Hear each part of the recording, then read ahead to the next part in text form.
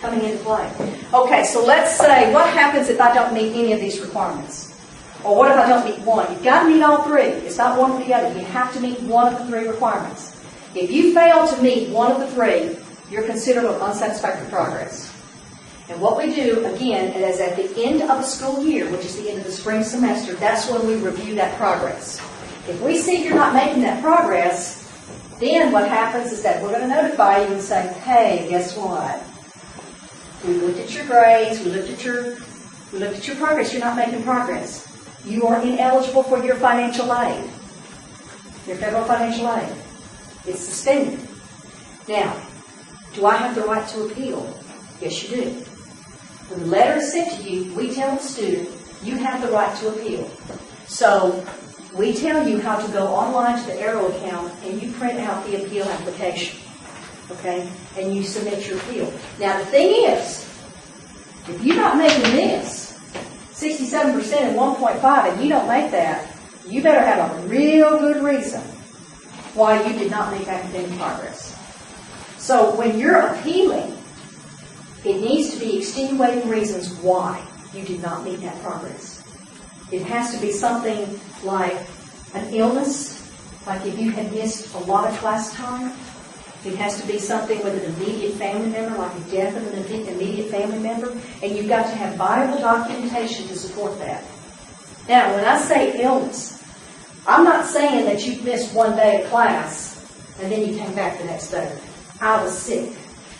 Because if you give that doctor's excuse and it's only one day, you think the committee is going to buy that? Because there's an appeals committee that looks at it. So you think they're going to buy that?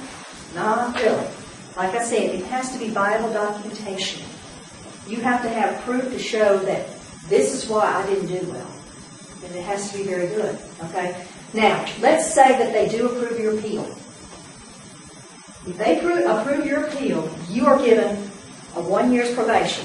So in other words, what they're going to say is, we're going to give you back your financial aid for 1 year. Okay? But now what you're going to have to do is you're going to have to sign an agreement. It's an appeal agreement. And on that appeal agreement, and you've got to turn it in before your financial aid can be processed. But with that appeal agreement, you were saying that I agree, and this is what I'm going to do. Not that my appeal is approved. Thank you very much for letting me have my aid back. But this is what I'm going to do. You're going to have to earn 100% of all the hours you enroll in. So that means if you have a problem with the class and you decide to drop it, that's not counted. Remember, you have to earn it 100%, and you have to have a 2.2 semester GPA each semester. Okay? They give you a chance, but now you're really going to have to show that you can maintain that progress. Okay? What happens if I should drop to less than half-time? During this time, remember what happened to this student? Let's say they went and all of a sudden they dropped to less than half-time, which is what, 5 hours? That's less than half-time. If you drop to less than half-time during your probationary period, your appeal is null and void because you automatically have not met those requirements. So that means they're going to cancel your aid next semester. What if at the end of the fall semester, I do not meet both conditions, the 2.2 and the hours? What's going to happen then? Same thing. You're going to cut the aid. So it's very, very important to realize that when you sign that agreement and you're given that second chance, don't mess up that second chance. Take it and do what you're supposed to do so you can maintain your academic progress when it comes to federal financial aid. What if my appeal is denied? If that appeal is denied, it's going to tell you, we're sorry, we still want you to come, we still think you're a very valuable student, but you know what's going to happen? You're going to have to pay out of pocket, and you've got to meet all 3 of these requirements to get back in good standing. Okay? You're going to have to go back, and you still have to meet those 3 requirements before we can say you've met progress. And again, guys, this is federal requirement. This is not ULL. Okay? So, try not to go that far. You know. Hopefully, and another thing is, if you have any questions or concerns about how your progress is doing, don't hesitate to go to the financial aid office. talk to that counselor. That's what they're there for. If you've got to drop a class, go talk to them. Okay, go talk to them.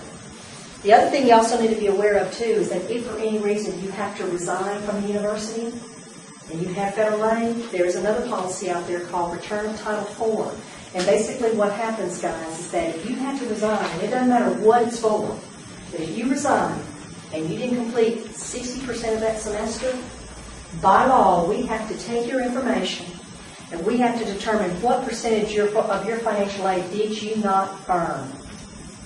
And what you didn't earn has to go back to the federal aid programs. That causes a debt here for you because it's not that you're not paying financial aid back. What you're having to do is pay part of your tuition fees that was paid by financial aid. So be careful if you had to resign. Always check with financial aid office. And will that affect academic progress? You better believe it. So if you had to resign and have federal aid, yes, it can affect it very much. So it's very important that you be familiar with that also. So when it comes to grades, when it comes to academic progress, when it comes to your federal financial aid, just remember, guys, ask questions. When you enroll in courses, try to complete those courses. Try to stay on track. Okay? Try to make that GPA. If you follow those three things, you will be able to continue having your financial aid until you graduate. Okay?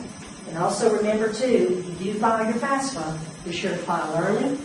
Make sure you meet our deadline requirements, so that way you can be awarded in plenty of time before that fee bill is due. If not, you're going to be one of a lot of people calling our office or coming to our office panicking because they didn't file or didn't take care of their business like they should. It's important that you take care of your business. We can help you as much as we can, but you got to remember that you are responsible also for your financial aid.